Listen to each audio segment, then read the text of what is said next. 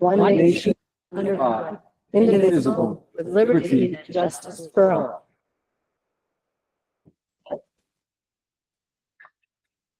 We're going to start with our public input statement from the Vice Chair. Good evening. The first public input session is a 21-minute session, with each person having no longer than 3 minutes in which to make a statement. A second public input session may be held at the end of the meeting if allowed by the board chair. Each speaker will give his or her name, address, and reason for speaking. Public input is designated for district residents, but the board chair may grant non-residents the opportunity to address the board. Statements concerning subject matter that falls under the law regarding executive sessions, for example, matters involving personnel, cannot be made during public input. We as a community pledge to treat each other as we wish to be treated. We pledge to seek understanding when there may be disagreement. And regardless of outcomes or opinions, we pledge to move forward with respect. This is a time for comments and/or questions for the board. Please be aware that questions may not be able to be answered at this meeting. So if we have anybody who wants to give public input, we have 2 microphones that you can come line up.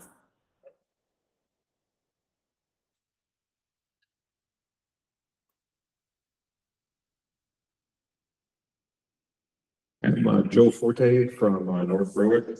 I just wanted to share an idea that I was talking with my friend Holly from Berwick about.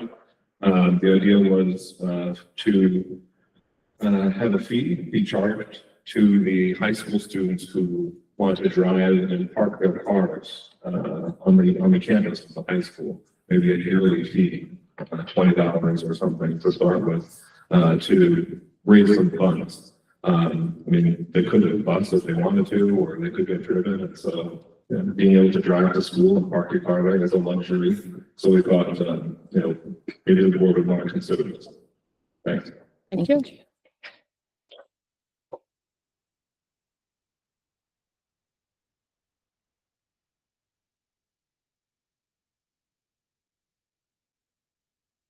My name is Tom Holper, a resident of North Berwick. So first of all, I'd like to comment that the use of imagery of a tornado and a storm in cartoon fashion in a budget document from the school committee does not come across as a professional fancy picture of doom and thunder, right? So I'd ask that we try to avoid imagery if we could in our communications with the parents in this district. Next is that I noticed in the committee's study that was shared that the operating cost estimation made no recommendations, just estimates of the current state of future costs. So if we didn't change anything, what would this cost to maintain the system? But it made no cost estimations of the various options listed, including the consolidation. So there's no way for us to make adequate public comment on which of these options is appropriate. It would be great if you could have that information for transparency purposes so we can actually compare the options that you're considering. The next is that in that enrollment study, it showed a decline of 718 students over 5 years as a projection, but the capacity assessment only showed an excess of 236 seats. So if anything, the district's actually closer to the right size now than it was before. So what's the driver to change here? That's not clear. Finally, only 3 of the critical infrastructure issues that are not ADA compliance. These buildings are grandfathered in, and while I have absolutely no problem with ADA compliance, if we have a student that we need to meet it for, this is a grandfathered in building up to code. So therefore, we don't have to act on that. And when you look at the cost of that, that's 11 of the $16 million increase. That's quite a big difference. This could be a $5 million increase unless we have an actual driver to update a building. You don't have to update a building to code if you don't modify the building. Thank you. Thank you.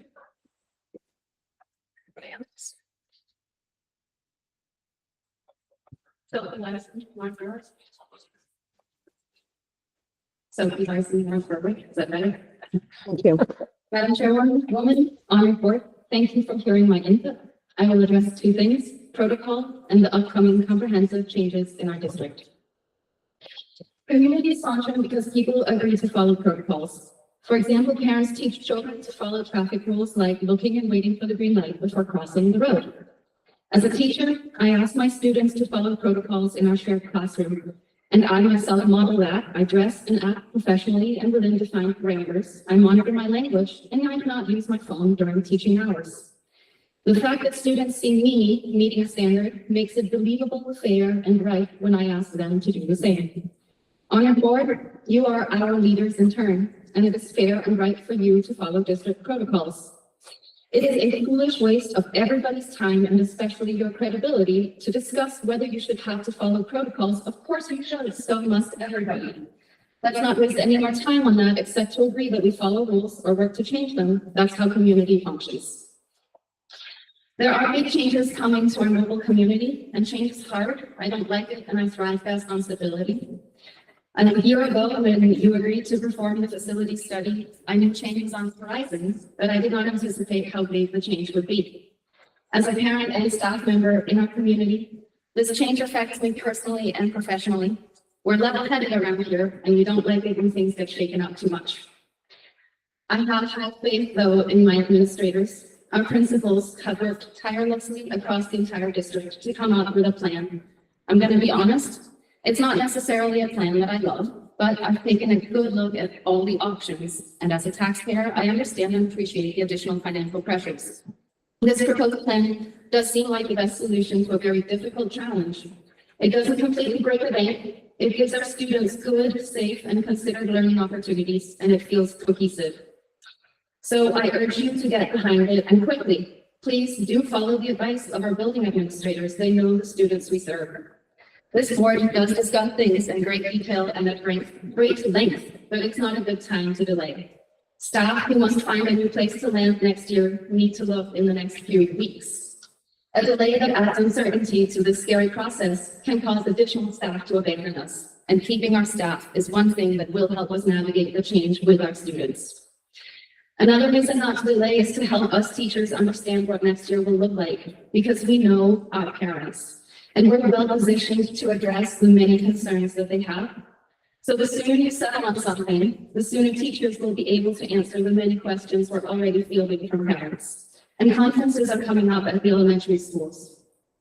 In some, it's easy to hesitate because it looks daunting. Changes are scary, but instead of hesitating, please place your faith in our principals and help them lead us through the next steps of the process of reimagining and rearranging the role. Thank you. you.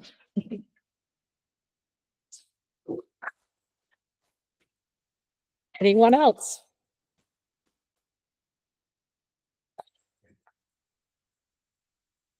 Mark Nelson from Lebanon. The change in everything is, in most cases, driven by money. How much we have, how much we're getting. If we had proper amount of money, we would properly fix or replace the elementary school Lebanon. And in doing so, we would not have to remove a number of positions by consolidating. It makes it difficult for the teachers when all of a sudden they go from a small number of kids in the classroom to a larger number. We all know that. I'm not necessarily against this realignment, and that's the way I'll call it. I just want to know why and how much we are being deficit, and this is causing our having to realign everything. The other thing that I want to speak about is we have a wonderful adult ed department, and I think it is being pushed aside. You know, I looked at the thing and I said, okay, they're going to put over the the office. Well, the thing is, a lot of the arrangements are for adults. That is not a school that's set up for adults. So they're going to have them have classes over here. which means they're gonna have to have an extra person. That's an extra cost. Because you're gonna have the office over there, you're gonna have to have an extra person over here to let people in and take them to the classrooms, things of that nature. I'm going to be considerate. Thank you.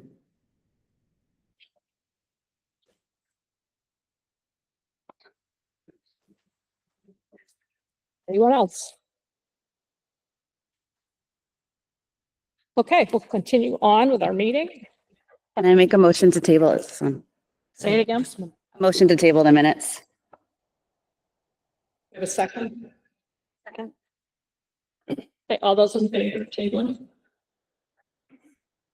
Opposed?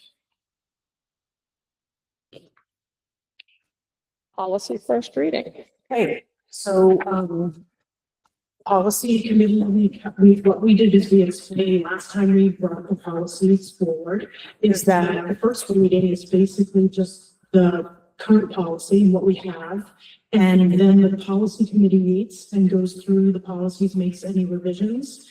So this is the first read. So that means we're just have handouts for you for, the policies. And policy committee was going to meet this afternoon, but we need to postpone that. So, I just want to verify dates for the policy committee. Next Thursday before the budget workshop or the following Thursday before the regular board meeting. Are there any? Either one. Either one. Don't you have a code of conduct? The one is fine for me. Wait, does it Thursday. code of conduct? So that's, it would conflict with code of conduct if we pushed it out to. Okay. So next week would be As long as we avoid that, I'm good. Next week. Can you do next Thursday? No, I can't. I currently could do the 3rd, but I can't do this Thursday.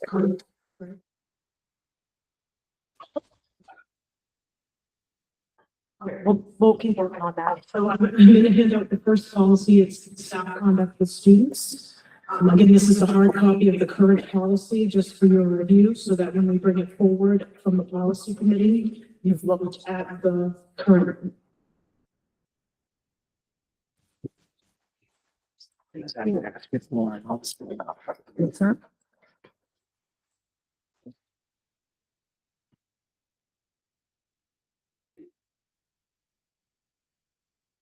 next one is the harassment and sexual harassment of students. The first copy you're getting is the one that is from January of 25.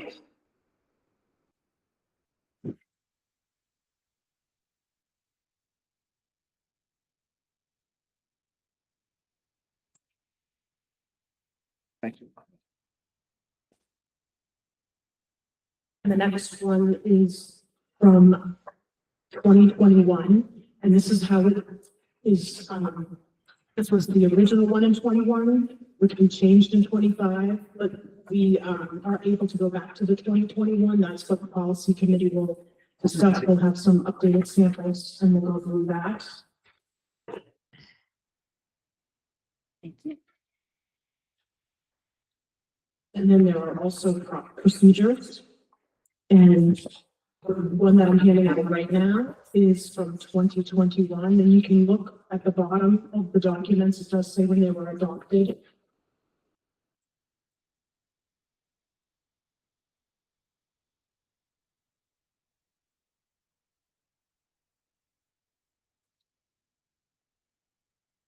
And the next one is student discrimination and harassment complaint procedures.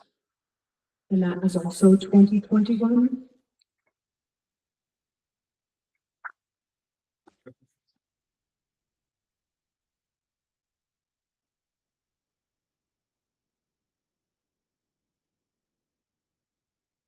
And the final one was due for this 2025.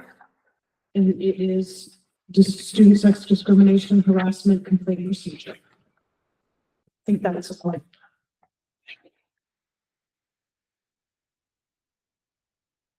And again, these are to read just prior to our next meeting so that as the policy committee meeting goes through, you're familiar with those policies. Thank you.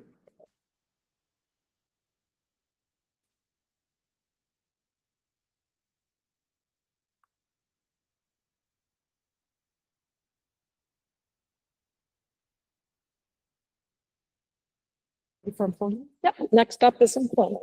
Okay.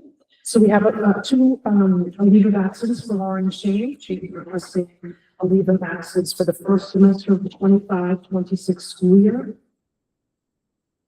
So we need a motion for that in a second. Make a motion to accept the leave. Second. I'll second it. Thank you. Okay, all those in favor? Opposed? And then we have Allison Beach. She is currently the Excel teacher in North Berwick. She's requesting a 1-year leave of absence next year. That again? A 1-year leave of absence is just for next year. Motion to accept? Second. All those in favor? Opposed? And then we have the retirement of Yuhong Sun, who is currently the computer science teacher and Chinese language teacher at the Noble High School. She's been here for 22 years. Motion to accept with regrets. Second. Or congratulations. Thanks and congratulations, right? Yeah, thank you. Those in favor? Opposed?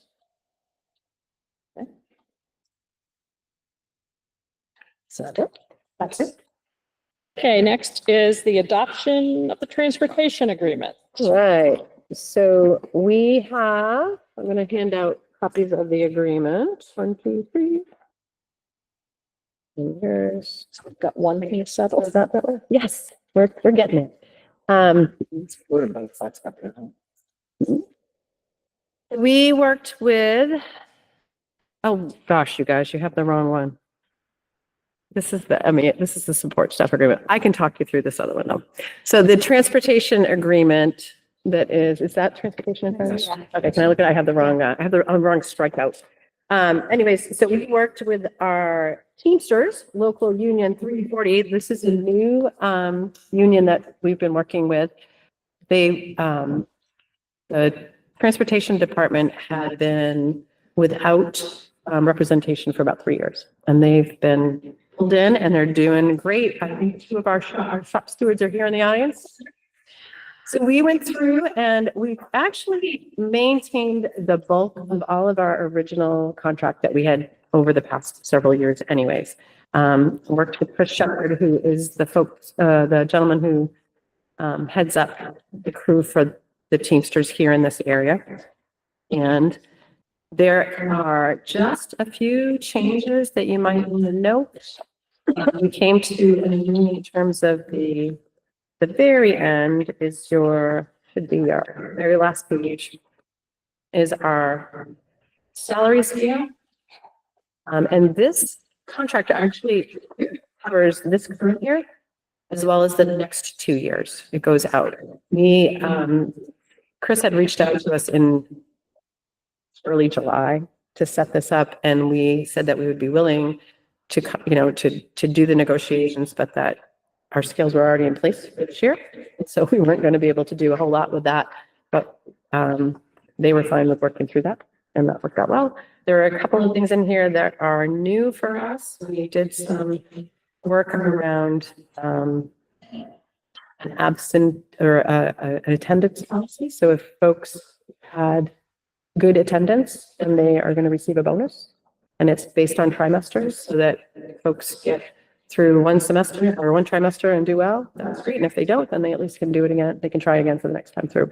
That's been a very important piece for us in regards to our drivers because the needs are great. And having the drivers here, it was a good incentive for them. We also did put in a driver trainer so that we have up to 2 drivers who can work with our coming in and they can help with the training. And they get a small stipend for that work that they do. It's a good leadership role.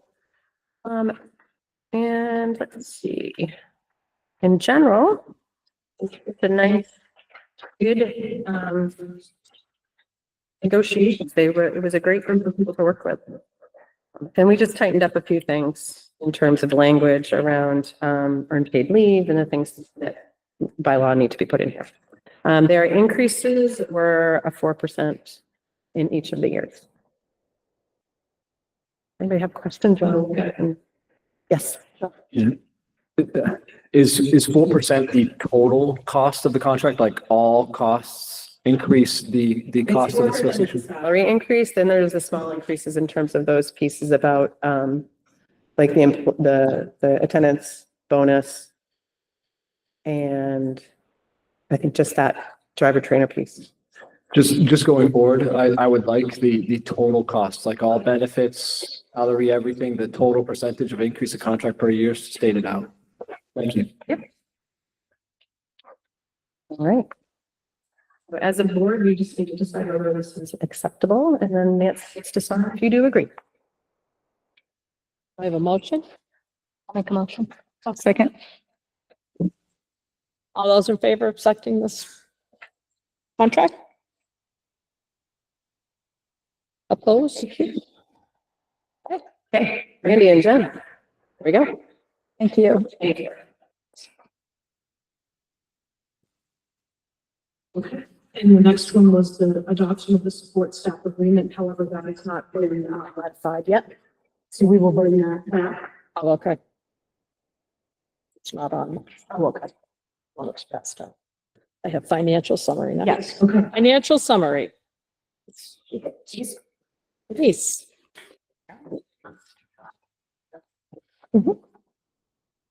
Hello.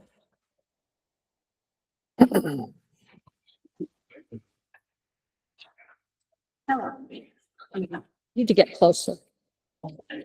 You should have received the financial summary through February in your documents. We are 2/3 of the way through the year. You can see that the revenue shows that we have received 2/3 approximately of our revenue. Particularly the state portion and the county portion, and that's most of our revenue. I think the only two that I have for tonight, other than answer questions, is that we are roughly on pace with the remaining percentage of our budget as we were last year. That's kind of one measure I take to make sure at this point we don't have a few percent remaining. But that's the one thing I would know. Anybody has questions?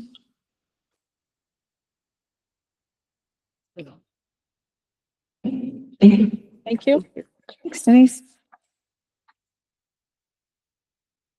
Superintendent update. Okay, just a few updates. David Vargas and one of our students at the high school, Andre, attended and participated in a farm to school cook-off, and they came in first place for regional, and they will be heading to the state cook-off in Augusta next month. So we wish them luck for that. And we had a cultural fair last night here at the high school. Our middle and high school parent conferences were Wednesday night of last week, Wednesday night of this week. Our elementary parent conferences are coming up on April 2nd. And just an update on the pre-K lottery. So for pre-kindergarten lottery, we have 113 families who have completed the lottery application. It closes next week, and so we'll be moving through that process after that time.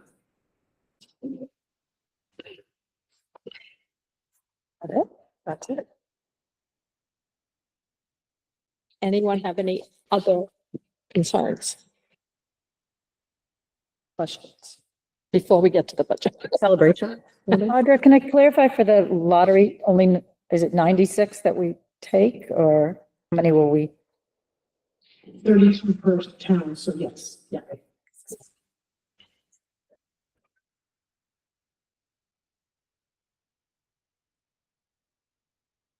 No one has any other? Okay, we have another chance for public input. If anyone would like to come up and speak now. I also do need to read, we got an email, public input, and I said I would read it Oh, that's when we're right. ready. You want to read that now? Sure, I can do that. All right, give me a second. I've got to bring it up and be able to see it. This is from Jen Dillon, who's a Lebanon parent. She wrote it this morning, so good morning, Warren News. I'm writing in support of revising policies ACAA, ACAA-R1, and ACAA-R2 to align with executive orders and to prevent the removal of federal funding to our state and school district. Gender identity has turned into a political ideology. There are still many unknowns in this field. It is not a consensus in the medical field or in the psychiatric community, as stated in the American College of Pediatricians, the CAST Review, and the American Society of Plastic Surgeons. And it is definitely not a consensus in our own country. Europe has also pulled back on interventions for children. There are serious risks to children's health and well-being, concerns about the ability of children to make these difficult life-altering decisions, and parental rights are at risk. I've included many studies and articles supporting this argument. Long-term studies of puberty blockers or gender-affirming care are just starting to come out now, and they are not looking good. Human rights laws should not be based on information or an idea that has not been deemed a scientific truth. Study findings have to be replicated by a sufficient number of independent researchers in order to be a scientific empirical truth. That is an area that is lacking for supporters of gender-affirming care. Even a Swedish study from 1973 to 2003 found that after surgery, the feelings of gender dysphoria continued to be evoked. They are 5 times more likely to have attempted suicide and 19 times more likely to have died from suicide after adjusting for prior psychiatric problems, and it found no significant difference on any of the outcomes. Children and young adults can and have actually died from complications of these surgeries or for other reasons. There is an article below that shares a story of a 21-year-old who has recently passed. I do not know how we can support and promote an ideology that does not have full scientific support and evidence of positive outcomes, especially since we are dealing with children and their future. How many of us as adults have looked back at our teens and even 20s and thought, what was I thinking? I think most of us have. And there are many more detransitioners speaking out and speaking up against it all. I encourage you to explore their stories. Thank you, Jen Dillon. And I have several links, so I'm not going to click those, obviously, but I will. Oh. Anybody else?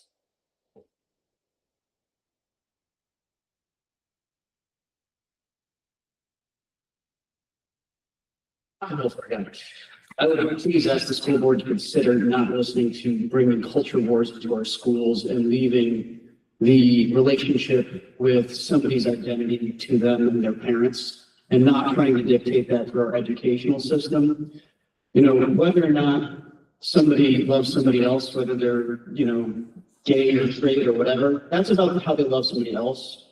But whether or not you're transgender is about whether or not you love yourself. And there's a reason that suicide rates are high with those people. A couple of small studies does not create a scientific consensus. And just because a couple of studies say one negative thing about a part of our community or part of our world does not mean that we need to shun them in some way.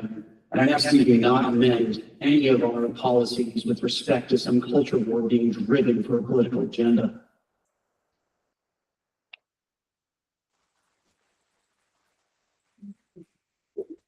Okay. Okay, for Mr. Lebanon, I would like to reinforce this gentleman's statements, because if you look into the studies, they are misinformation that they are used in a lot of cases. They are, I think, very lucky to have a daughter who is a doctor who looks into this stuff. And it is very important for these children to be able to identify themselves and like themselves, or love themselves. Maybe someone's to like ourselves now.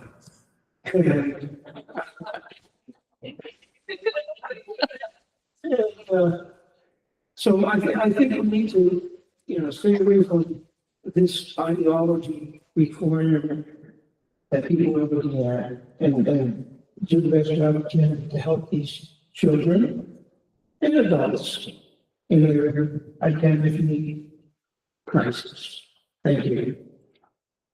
Thank you.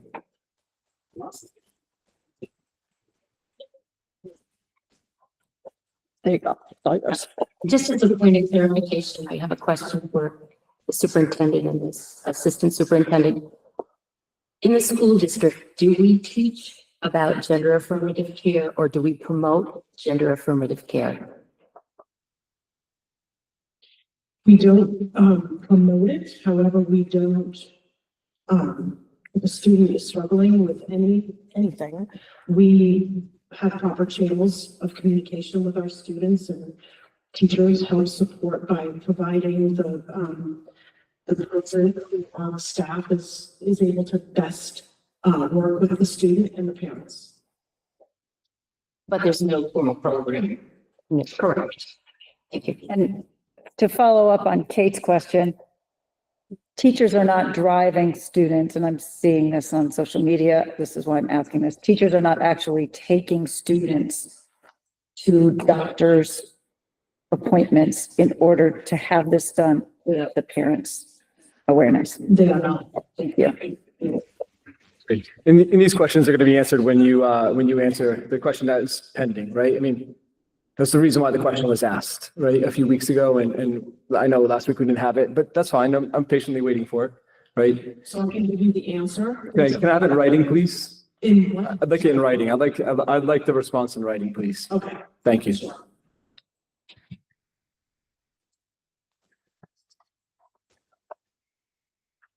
Anybody else? Then at this moment, we're going to adjourn and we're going to go into budget workshop mode.